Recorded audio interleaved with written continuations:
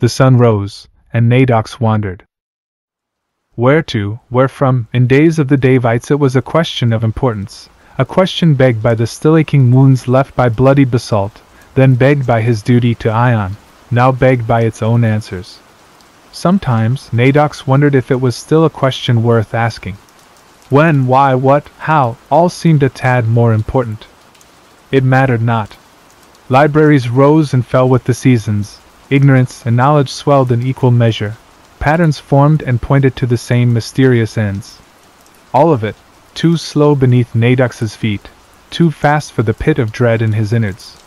Books only said so much, knowledge dripped into a canyon as mountains bled. But the landscape changed with time, and Nadox had time. The sun set, and Nadox wandered. Enlightenment, apotheosis, near mortality, if such was the apex of being, an immortal drifter yet shackled to his own mutilated form, Nadox pitied the men around him. There were times when he longed to collapse into a ball and scream, stopping the world for the scant few seconds luck would allow him before existence continued, before the heel of an archon inevitably crushed him against the dirt. To crawl into the darkest available corner, and lie still for as long as he was allowed. Nadox was not proud of such times, nor their increasing frequency following Ion's disappearance. Foraging, drinking, sleeping, such were liabilities discarded on the path to apotheosis, base needs cruelly instituted by the gods on the lesser folk. Physically, Nadox walked without them. Spiritually, some distant fragment of the sufferer he once was looked jealously at the rare life around him. Did he miss the taste of meat, the chill of drink, the serenity of dreams? Or did he miss the hunt, the work one put into living from day to day? Perhaps he missed his humanity. Perhaps he was still human. The all-seeing saw all, every theory and every bit of evidence, and every bit of contradiction. Extra veins pumping blood back into missing hearts, where arteries that fit perfectly wait patiently to nourish 1,000 organs each. Nadox's feet ached. He hadn't even been using them. Telescopic eyes observed Nadox from afar, forming the unspoken bond between predator and prey. Nadox was not caught unaware. Indeed, it was impossible for him to be anything but mindful. He heard the turning of gears, vented steam, the monotonous invocation of a broken god. Nadox slowed his pace, steadily closing the gap between himself and his stalker without drawing suspicion. Closer, closer, the sound of a sword unsheathed, of accelerating cogwork and an engine burning with singular purpose. Curious, Nadox allowed his prospective assassin the first strike. The blade penetrated through his spine and bent his body to face the emerging stars. They would be rather beautiful that night. Die, Sarkite! The Mekhanite shout was tinny, echoed by itself. His transfiguration was incomplete. By the infinite designs of Mekane, you will be purged. Nadox's sewn-shut lips nearly curled into a smile. It had been at least 2 millennia since he last experienced impalement. From the moment Nadox sensed his stalker, it was clear he had mistaken him for a lesser shepherd of the flesh. Nadox endeavored to elucidate his attacker on the severity of his error. Unstable flesh poured from the wound, a writhing mass far larger than his taut skin appeared capable of containing. Bones fractured and reconfigured themselves in support of new limbs. Sinewy tendrils tore away his former husk like an insect post-metamorphosis. 100 fists took shape, whose fingers unfurled like a lotus in bloom to reveal 100 unblinking eyes. He rose into the air, alive, exalted in the truth of his ascendant form. Most would flee in horror or fall to their knees in worship. Nadox had already foreseen that this man was different. Undeterred by the display, the brazen warrior pulled his blade from the undulating vessel and continued his fight. An amused curiosity stayed 100 hands of flesh, enabling those of bronze. The Mekhanite tore, slashing and piercing at Nadox's rippling flesh, only to reveal yet more flesh. The fruits of his harvest reintegrated with Nadox, far too quick for his adversary's blade, yet curiously he fought. But the Mekhanite's mind drifted towards his deific armaments, and Nadox decided he was done observing. The first strike sabotaged the second, throwing the Mekhanite across the dunes. Regaining bearings left him only enough time to dodge Nadox's 100-handed charge. Nadox's next strike, a lazy backhand, split against his opponent's parry, the Mekhanites buying for time as his armament charged. Now on the defensive, the Mekhanite jumped back, too close to charge yet too far to reach. He was stalling. Nadox would have known that even without the panic running off his mind. The Mekhanite ran, and a rolling mass of flesh followed. It mattered not. Nadox was faster, no matter the Mekhanite's head start. Navigating the same dunes gave the far larger Nadox superior traction, superior navigation. And, as Nadox realized far too late, inferior turning. The Mekhanite threw himself to the side, using his momentum to resume his retreat perpendicular to Nadox's trajectory. In the rush, Nadox misjudged his own movements, running a wide circle intersecting with the Mekhanite too early, an eccentricity that brought him further and further off the mark, but, regardless, the dizzying orbit had encircled his foe. Nadox pulled in, spiraling steadily towards the Mekhanite. Regardless, the precision required left time for the Mekhanite to plan, to avoid his trample and buy more time. As such, Nadox grounded himself to a sudden stop moments before he anticipated the Mekhanite's escape, rooted by a dozen hands, one of which came up to snatch his opponent from beneath the sands. Again, Nadox had botched the timing. He had not traditionally needed to count in moments, he supposed. The Mekhanite slipped from his fingers, his base instinct searching for balance on his knuckles. He had a choice, drop, or remain still. It ultimately mattered little. The Mekhanite jumped back, right into a swift clap. Time froze for Nadox. Nadox studied the Mekhanite's angle, the Mekhanite's form, the Mekhanite's trajectory, viscous in the desert air, flowing as pitch across Adytum. He studied the plates of his face, contorted in a desperate grimace. In frozen time, Nadox rolled the compound images through his mind, putting story to them, and only too late did he begin to study the armament pointed at his center of mass. Pain. Searing pain. A pained wheeze escaped from Nadox's remaining maws, fruitlessly tearing at the stitches that bound them. Melted flesh poured down his body, still sizzling with heat. The force had driven him back, and with every minute movement more flesh sloughed off, staining the sand in reds and whites and browns. Nadox's body screamed at itself. It screamed that Nadox was going to die over and over, over and over, over and over and over, that even though he knew he would survive, that he might as well have died. Nadox retreated beneath the sands and waited. The cool sands beneath the surface gave time for him to think, time to plan. Whatever his body said was wrong. Nadox would live another day, but it was a thought that failed to ease his burnt and irritated flesh. Emasculation, suture, forced muteness, such aches Nadox had grown to ignore. Deific fire was another matter entirely, and would remain one for however long Nadox took to regenerate. The Mekhanite was a distraction, a waste of time, courtesy of the Archons. He had to die.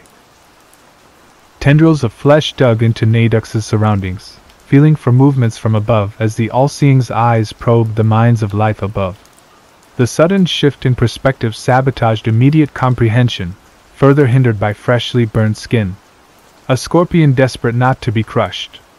A bewildered serpent looking for food. A shrub nearly dead. The Mekhanite. Myriad mounds of sand, each of which might or might not have been Nadox. Sand shifted, and so did the Mekhanite. Animals burrowed and ran. Nadox felt such things above him, even as the pain obfuscated what stood above where. Clarity building. Now. Nadox emerged from the sand beneath the Mekhanite, swallowing him in a tangle of arms, tendrils, and sharpened bone. He paid no mind to the Mekhanite's resistance. Such struggle was futile, wrapped in a cocoon of enveloping flesh. The Mekhanite's brain was human, intact, a contrast to the cages and wires of barrow bronze that connected it to his metallic form. A round peg of flesh in a bronzen square hole, one Nadox would be removing soon enough. Nadox would not have been able to explain why he peeked into the Mekhanite's psyche. Peering from behind the folds of the Mekhanite's brain was a man named Derdekeas. Derdekeas was a legate faithful to Mekhane. He had been awake for 3.5 fortnights prior, stalking Nadox from shadows cast behind the dunes, behind shrubs and rocks and trees. Curiosity paved the pathways of memory, a desire to meet a fellow wanderer.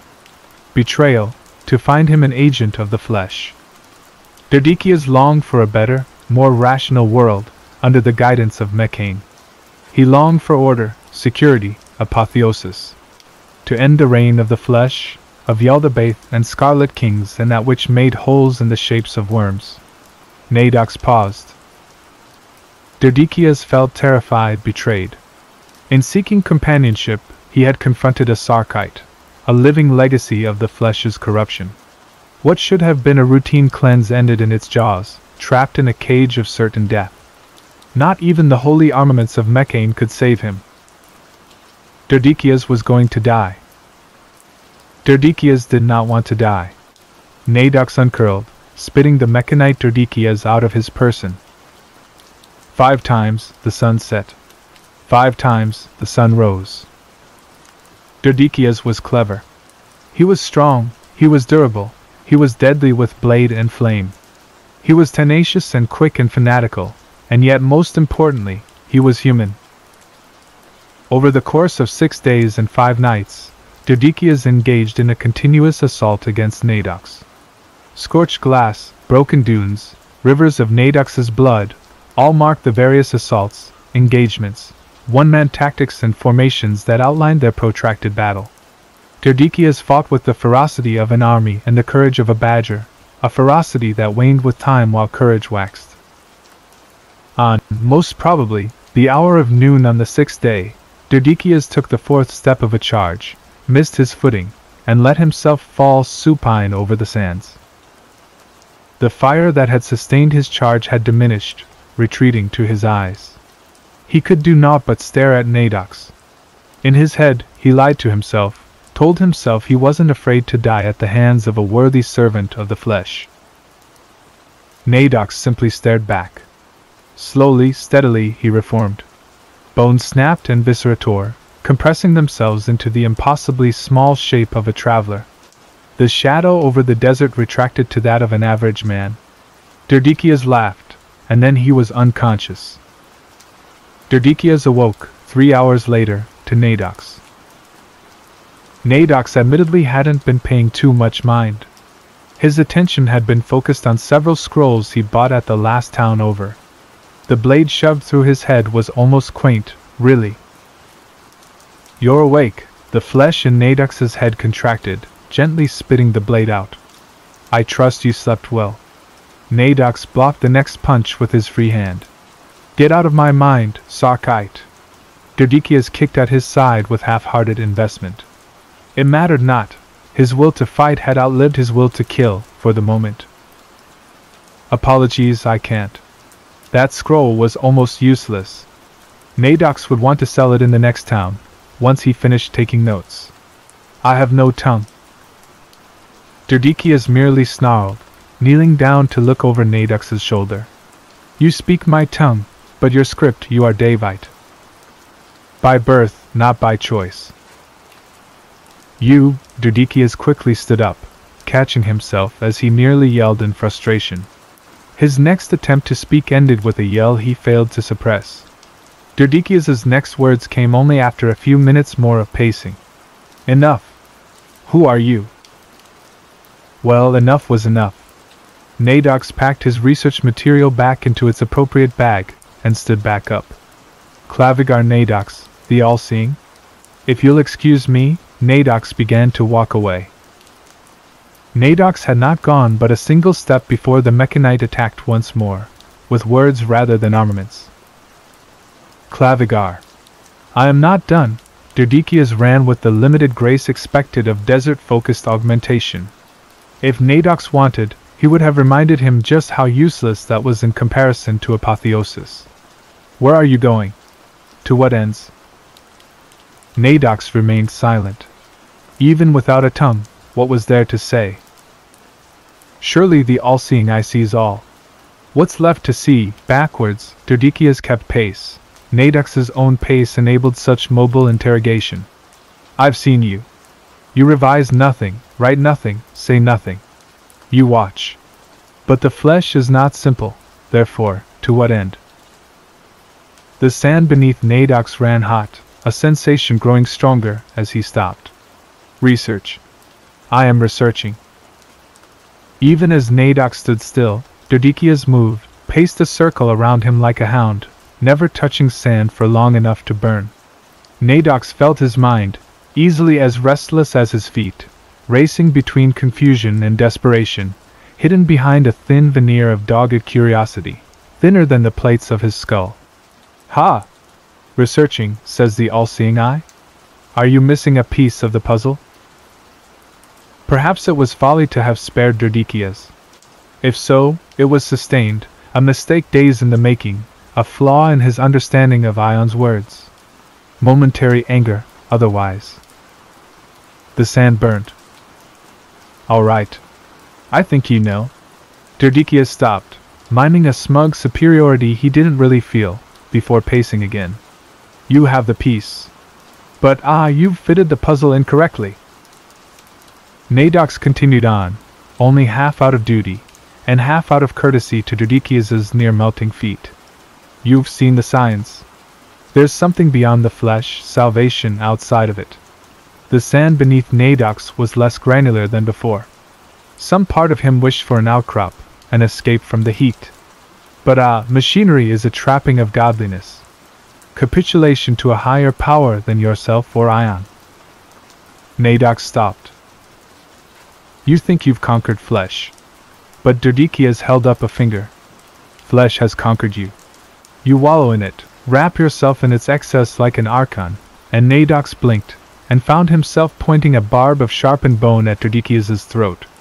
Through Derdekeas' mind's eye, Nadox saw instead what appeared to him to be a Davite priestess, wielding a blade of crimson-stained basalt. Nadox's armament fell to the side, and Nadox walked as fast as he could. Nadox needed neither heat, nor rest, nor much of anything gained by curling up against a fire under a rare outcropping of stone. And yet, here he was. The heat would not last, an ironic development, starkly illuminated by the cold of the desert. Too little a shrub in sight to fuel the flames, and Nadox was not certain he'd be willing to offer up fat to such a temporary and superfluous cause. Nadox was going to live, whether everything else did or didn't. He closed his eyes. Hello again. Nadox's physical eyes remained closed. For a scant eternity, only Derdekeas' soft clicking broke the thin silence of night wind and crackling fire. Nadox remained where he was, curled like a fetus against the fire. I apologize. I should not have threatened you. Derdekeas' mind raced, even as Nadox restrained himself from looking too far inside, lest he rediscover the memory. I suppose over the wind but under the fire, Nadox could hear the soft ruffling of Derdekeas' travel cloak as he sat. I'm sorry. There was no need to antagonize you. As I did. You don't need to apologize, Legate. There was a genuine sorrow in the back of Derdekeas' mind, a genuine atom of intoxicatingly rare compassion, hidden among the confusion. You didn't know. I suppose I don't. The two sat very still, until daybreak swept the fire's last embers to the winds. For the next few days, Derdekeas was silent, his mind withdrawn. Nadox tried not to pry, but it was asking one not to stare at the moon as they watched the skies. Derdekeas' thoughts were a poisoned oasis in a desert of nothing. Nadox walked, and Derdekeas trailed behind. His faceplate, near expressionless in its make, barely cast gaze high enough to follow the movements of Nadox's robes. Derdekeas made little noise, but for the listless grinding of moving parts. Nadox had spared him, and he walked as a dead man regardless. The roads. Nadox had somehow lost track of them. Several more days of wandering. Derdekeas said little. Affirmations and negations to questions of need, half-hearted advice on which horizon to walk, soft-spoken Mekhanite prayers that gradually lost meaning. He barely kept pace, hardly kept track. When the two finally arrived at the next town, Nadox had expected Derdekeas to look happier, had expected a change of scenery begetting a change in attitude. And yet, Derdekeas simply looked listlessly at the ground, now paved and heavy-trodden, a melancholy passenger to Nadox's odyssey. The same passage. Nadox had just read the same passage. The small building that passed for this town's library was empty, save for Nadox and Derdekeas. Its denizens took their business outside the walls, quietly or otherwise insulated from Nadox's study. Derdekeas sat in a far corner, moving little and speaking less. Ultimately, it left Nadox with the perfect environment for study, an opportunity that, try as he might, Nadox ultimately squandered on the same passage. Derdekeas. He had changed something, a misplaced step in the process of research. Or was it the dynamic as a whole? Nadox closed his eyes. He thought of Ion. His merciful gaze, his soft-spoken confessions and his rhetoric of torn flesh and rebirth and viscera. Of the half-dead wasteland where they last spoke. Nadox thought of his perfect, beautiful form, and of the hideous nascent archon that gestated within. Of how his Klavigar, lost without the guidance of the perfect surgeon, had scattered to the wind. Of the final question left behind.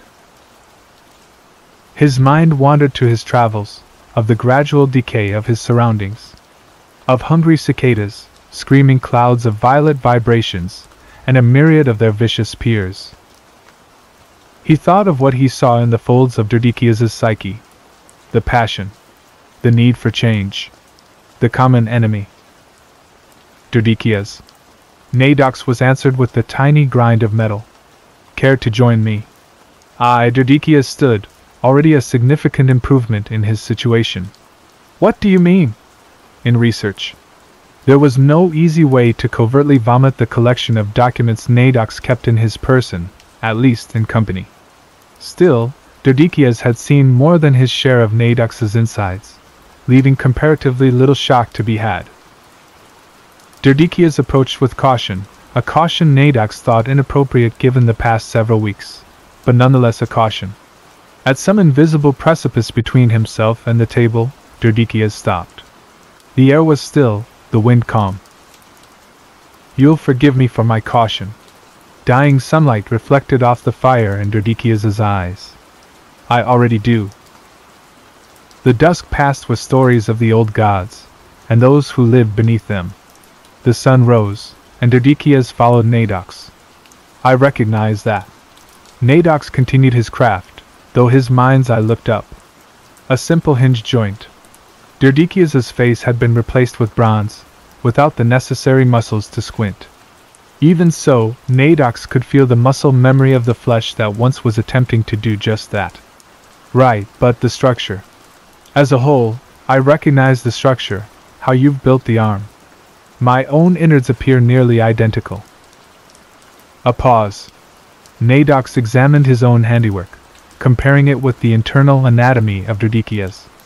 Nadox continued. Derdekeas crouched to face their patient. How do you feel? The little shepherd boy felt many things, or at least, Nadox felt many things through the shepherd boy's thoughts. Bewilderment at his brand new arm. Fear that either of them may demand an unspoken price that could not be paid. Gratefulness, despite the circumstances. All bled into apprehension, what to do now that his limbs were whole again. As his mind turned to the thought of repayment, Nadox turned and walked away. The sun set, and Derdekeas walked with Nadox. The book, predictably, was written in a different tongue to the last library, days away. Not that it mattered. Language was a barrier Ion had thrust Nadox over long ago. From the thoughts bubbling on the surface of his companion's mind, Derdekeas was not quite so fortunate. Nadox took note of the signs, the histories, the pieces of possible solutions, compiling every scrap into a written record, a library in miniature, a personal schema against the archons. That it was in Derdekeas' tongue was convenient. That was what Nadox told himself, even as the muscles of his digits struggled to adapt to the new alphabet. As Nadox researched, recorded, reviewed, Derdekeas read, tried to read. There was a limit to his comprehension, a language barrier he could not cross. Frustration radiated from his mind, tainted with disappointment. Nadox closed his eyes, all of them, but the ones needed for the task at hand. Minutes passed. Hours. He had been reading a scroll on ancient rites, dedications to crowned cicadas and holes in the shapes of worms, when Derdekeas collapsed onto the seat beside him. Nothing. I learned nothing. I cannot read this script. I'm sorry, right. Derdekeas simply stared at the table upon which Nadox read. It's been several fortnights. An hour of rest. Dawn would be soon, if Nadox had to guess. Best now. Do what you need. Derdekeas leaned against Nadox, and let himself dream. His chassis was warm. The sun rose. Nadox and Derdekeas walked. Thank you again, so much, for your kindness. The fat man before them, who had pleaded with Derdekeas to help him fix his cart, wanted to kill both of them. Ill intent boiled off his head like a ruptured cyst. He intended to do so in service to the Scarlet King. Nadox found it all very quaint. He would fail, of course. His poison would constrict the heart, of which Nadox had several and Derdekeas one of bronze.